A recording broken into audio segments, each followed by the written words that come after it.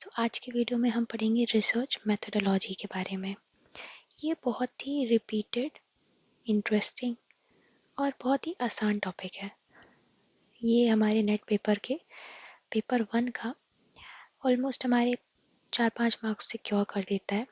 कभी कभी तो वेटेज काफ़ी रहता है इसका, और ये बहुत इंटरेस्टिंग है, बहुत ईजी है। It's super easy. तो अभी ये मेरा इंट्रोडक्शन वीडियो है, इसमें मैं आपको एक पूरा ओवरव्यू दे दूँगी ये टॉपिक में होता क्या क्या है, और उसके बाद फिर हम इस पे डिटेल वीडियोस हर एक पॉइंट के अलग अलग से पढ़ेंगे। तो रिसर्च मेथोडोलॉजी, सीधी सी बात है, रिसर्च, दो शब्द हैं इसमें, री एंड सर्च। किसी भी चीज़ के बारे में जब हम बार बार समझते हैं, जानते हैं, उसको एक सिस्टमेटिक तरीके से उसके बारे में जानकारी इकट्ठा करते हैं ताकि हमको उसके बारे में कोई हम राय बना पाएँ या हमारा कोई निष्कर्ष निकले, उसी को बोलते हैं रिसर्च। अब इस पर्टिकुलर रिसर्च को जब हम सिस्टमेटिक वे में करते हैं, जिसमें हम उसको समझते हैं, एनालाइज करते हैं, उसके बारे में रिपोर्ट करते हैं, इसे ही कहा जाता है research methodology. So basically method of researching. So what are objective of research? तो ऑफ कोर्स हम कोई भी डेटा इकट्ठा करते हैं तो हमें उस चीज़ के बारे में, जिसके बारे में हमने जानकारी इकट्ठा करी है, हमें उसके बारे में जानने को मिलता है, नए फैक्ट्स पता चलते हैं। The next one is to verify existing facts. तो बेसिकली जो एग्जिस्टिंग फैक्ट्स हैं, फॉर एग्जांपल मुझे पता चले कि मार्केट में कोई एक पर्टिकुलर दुकान है जहाँ पे बहुत ही अच्छा सामान मिल रहा है, वो एक, और वो वहाँ की अभी करंट में बहुत अच्छी फेमस दुकान बन चुकी है। ये एक फैक्ट है जो मुझे पता चल रहा है और ये अभी एग्जिस्ट कर रहा है, मेरे दिमाग में हो या मार्केट में हो, सभी के लिए। अब मैं उस जगह जाके जब पता करती हूँ, अपनी रिसर्च करती हूँ, तो मुझे पता चला okay, so the fact that was existing, it is not verified in my conscious कि हाँ ये सही है। तो इसी को हम बोलते हैं, या तो हमको कोई नया फैक्ट पता चलेगा या फिर जो एक फैक्ट ऑलरेडी एग्जिस्टिंग है वो सही हो जाएगा कि हाँ ऐसा है। टू सॉल्व प्रॉब्लम्स, रिसर्च करने का एक बहुत बड़ा रीज़न ही होता है कि हमें कोई एक ऐसा सवाल है जिसका हमको जवाब ढूंढना है। अभी जब हम आगे अपकमिंग वीडियोस में हर एक टॉपिक को डीपली पढ़ेंगे, तब मैं आपको इसको कायदे से समझाऊंगी कि किस तरीके से वो सारी प्रॉब्लम सॉल्व की जाती हैं, क्या क्या मेथड्स होती हैं। The next point is to develop theories. Of course theories क्या हैं? थ्योरीज हैं हमारी धारणाएं। इसी एग्जांपल से समझ सकते हैं कि मैंने किसी चीज़ के बारे में सुना, मैं उसके बारे में वहाँ पे जाके मैंने पता किया और मुझे पता चल गया कि हाँ ये चीज़ सही थी या गलत थी। हमारा वो मार्केट वाला एग्जाम्पल, जस्ट इन केस कि मैं वहाँ मार्केट में जाती और मुझे ऐसा लगता कि नहीं ये तो इतना भी कुछ खास नहीं है, तो मेरे लिए वो एक अच्छी दुकान वाली थ्योरी वहीं पे ख़त्म हो जाती, या फिर उस थ्योरी को मैं आगे फॉरवर्ड करती, बाकी लोगों को बताती। To help in decision making and policy formulation. Of course जब मेरे पास किसी जगह की पूरी जानकारी है तो मैं उसके बारे में सही डिसीजन ले पाऊंगी, उसके बारे में अपने पॉलिसीज़ बना पाऊंगी, और इसका पूरा का पूरा बेसिस होती है हमारी रिसर्च कि मैंने अपनी रिसर्च कितने कायदे से करी है। तो अब हम जानेंगे टाइप्स ऑफ रिसर्च। कितने टाइप की रिसर्च होती हैं, उन किस आधार पे उनको बांटा जाता है। तो हमारी पहली रिसर्च है बेसिक रिसर्च, इसको हम फंडामेंटल रिसर्च भी बोलते हैं। ये किसी बहुत बड़े रीज़न के लिए नहीं होती हैं, ये हम सिर्फ अपनी नॉलेज के लिए कर रहे होते हैं। कोई भी ऐसी चीज़ जो मुझे पता करना है, तारे क्यों चमकते हैं, सूरज रोशनी क्यों देता है, सो बेसिकली ये सब मेरी, हम अपनी नॉलेज को बढ़ाने के लिए करते हैं। The next one is applied research.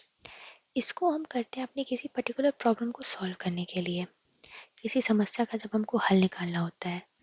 जैसे कोविड की बीमारी थी, उसके बाद जब वैक्सीन टेस्टिंग हुई तो उस टाइम पे हमने एक ट्रायल किया था कि ये फ़ायदा करेगी या नहीं करेगी।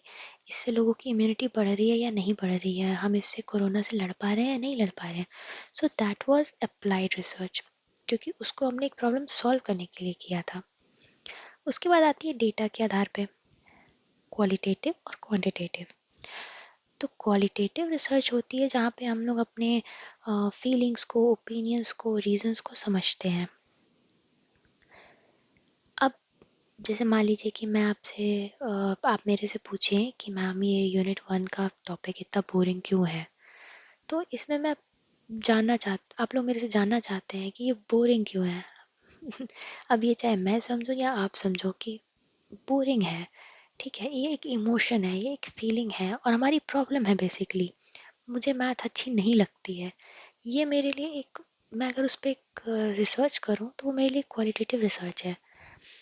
अब उसके बाद आते ही क्वांटिटेटिव रिसर्च। नाम से ही दोनों समझ आ रहे हैं कि दोनों में क्या अंतर होगा। क्वांटिटेटिव रिसर्च में हम नंबर्स के बारे में, स्टैटिस्टिक्स, सर्वे, क्वेश्चनर, ये सब इन्वॉल्व होते हैं, जिसमें हम बेसिकली नंबर्स से रिलेटेड होती है। लाइक क्लास में एक क्लास है जिसमें 60 स्टूडेंट्स हैं, 45 पास हो गए, तो बाकी के बच्चे फेल क्यों हुए। इस टाइप के क्वेश्चंस को हम सॉल्व करते हैं या फिर इस टाइप की रिसर्च होती है। 60 स्टूडेंट्स हैं, उनमें से बॉयज़ कितने हैं, गर्ल्स कितनी हैं।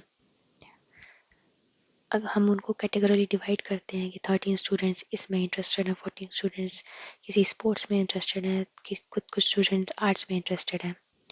तो बेसिकली जब हम क्वांटिटी के आधार पर डिवाइड करते हैं तो वो हमारी क्वांटिटेटिव रिसर्च हो जाती है। और the third type is objective के बेसिस पे। The first one is descriptive research. जब हम किसी भी चीज़ को एक्सप्लेन करते हैं, वो जैसी की जैसी है, हम उसको वैसा का वैसा ही डिस्क्राइब करते हैं।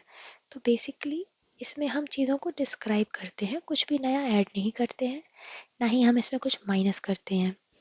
लाइक मैं एक गांव के ऊपर रिसर्च कर रही हूँ, तो मैं उसके बारे में एक पेपर में हर एक चीज़ सेम टू सेम लिख रही हूँ कि यहाँ से इसकी सड़क गई, फिर राइट साइड पे 4 घर मिले मुझे, एक बिजली का खंभा मिला, फिर लेफ्ट साइड पे मुझे 2 घर मिले, फिर एक खेत मिला, फिर एक हैंडपम्प मिला। तो ये हो जाती है हमारी डिस्क्रिप्टिव रिसर्च। इसके बाद आती है एनालिटिकल रिसर्च। एनालिटिकल रिसर्च में हम पढ़ते हैं कि हम एनालाइज करते हैं कि ये क्यों है ऐसा, या फिर इसका कारण क्या है, इसका रिजल्ट क्या निकलेगा। सो यहाँ पे हम एनालिसिस करते हैं।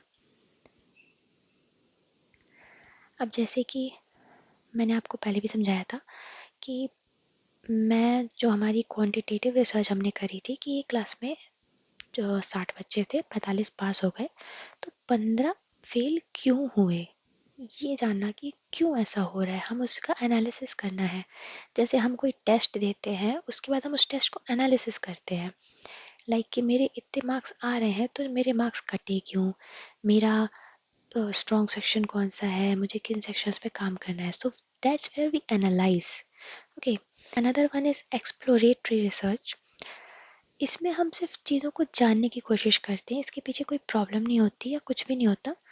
It is somewhat similar to fundamental research जो हमारी पहली रिसर्च थी।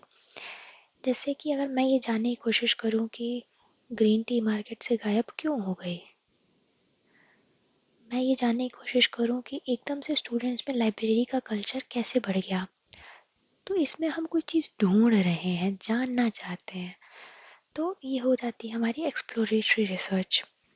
The last one is experimental research. इसमें हम 2 ग्रुप्स पे एक्सपेरिमेंट करते हैं। फॉर एग्जांपल मुझे कोई क्रीम टेस्ट करनी है, एक ग्रुप पे मैंने वो क्रीम अप्लाई करवाई, एक पे नहीं करवाई। फिर मैंने कुछ टाइम बाद रिजल्ट देखा कि जो अप्लाई कर रहा था उस पर कोई चेंजेस आए हैं या नहीं आए हैं। So basically this is a experimental research, जब हम किसी चीज़ का एक्सपेरिमेंट करते हैं। So moving on to very important and the most important I would say topic which is research process. अभी हम बेसिकली मैं आपको जल्दी जल्दी ओवरव्यू में पढ़ा रही हूँ, दो आई एम इंक्लूडिंग एग्जाम्पल्स, लेकिन अभी मैं डिटेल टॉपिक्स बनाऊंगी और उसमें हम 2 to 3 मिनट्स में हर रिसर्च मेथडोलॉजी के हर एक पॉइंट को डिटेल में समझते जाएंगे। लाइक रिसर्च प्रोसेस का एक अलग से 2 मिनट्स का वीडियो बना देंगे। अब हम इस पे आते हैं, coming back to the topic. अगर मैं मेरे दिमाग में एक बात आई कि सोशल मीडिया का हमारे जो कॉम्पिटिटिव एग्ज़ाम एस्पिरेंट्स हैं, उनके कंसंट्रेशन पे कुछ असर हो रहा है। अब ये मेरा एक दिमाग का उपज है। अब मैंने इसमें एक प्रॉब्लम आइडेंटिफाई करी कि क्या उनका कंसंट्रेशन अफेक्ट हो रहा है। ठीक है, पहली हमारी रिसर्च प्रोसेस की प्रॉब्लम होती है, हमें प्रॉब्लम को आइडेंटिफाई करना होता है।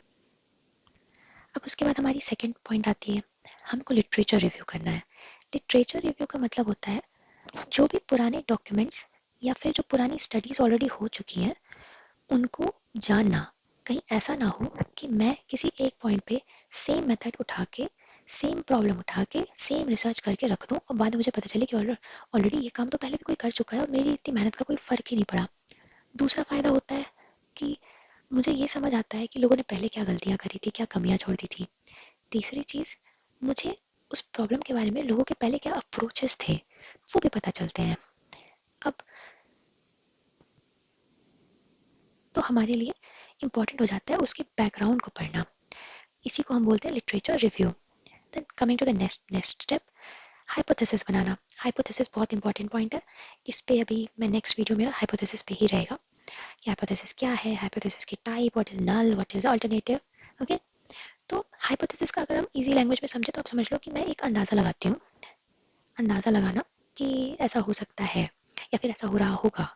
ठीक है, अब जैसे मैंने एक हमारे उसी एग्जाम्पल को लेकर अगर मैं चलूँ तो मैंने ये अंदाज़ा लगाया कि शायद बच्चे इसलिए ध्यान नहीं लगा पा रहे हैं क्योंकि मोबाइल वो बहुत ज़्यादा यूज़ करते हैं। फाइन, वही उनके कंसंट्रेशन को अफेक्ट कर रहा है। फिर आगे हम ये डिज़ाइन करते हैं कि अब मैं इस पर रिसर्च करूँगी कैसे। मैं सर्वे करके करूँगी, मैं बच्चों के इंटरव्यूज़ लूँगी, मैं उनको ऑब्जर्व करूँगी या मैं उन पर कुछ एक्सपेरिमेंट्स करवाऊँगी।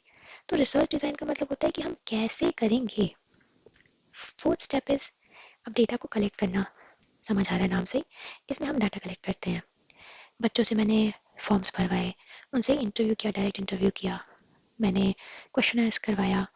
ओके, अब मैंने उसी डेटा को मैं कलेक्ट करती गई which I will use further in my analysis. उसके बाद हम डेटा को एनालाइज करेंगे। जिस डेटा को हमने कलेक्ट किया था उस डेटा को हम एनालाइज करते हैं। सबसे पहले हम उसको अरेंज करते हैं, फिर हम उसको एनालाइज करते हैं कि कितने बच्चों ने मोबाइल यूज़ को कारण बताया। फॉर एग्जांपल कि मैंने 100 बच्चों को देखा, उनसे मैंने पूछा कि आप कंसंट्रेट क्यों नहीं कर पा रहे हो। उसमें से 80 बच्चों ने बोला कि मोबाइल में डिस्ट्रैक्शन बहुत ज़्यादा होता है।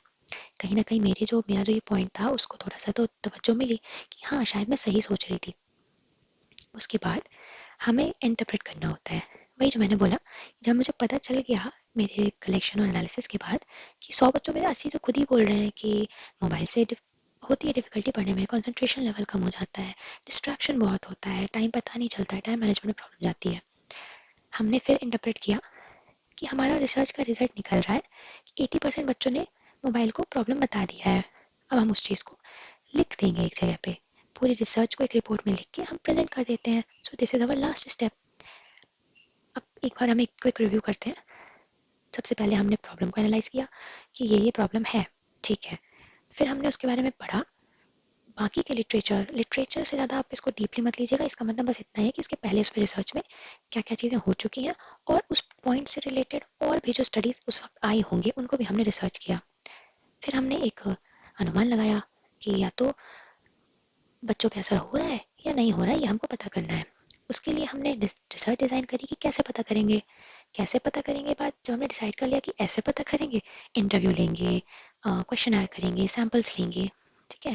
फिर हमने डाटा कलेक्ट किया। जब डेटा कलेक्ट हो गया हमने उसको एनालाइज किया। एनालाइज हो गया तो हमने उसको समझा,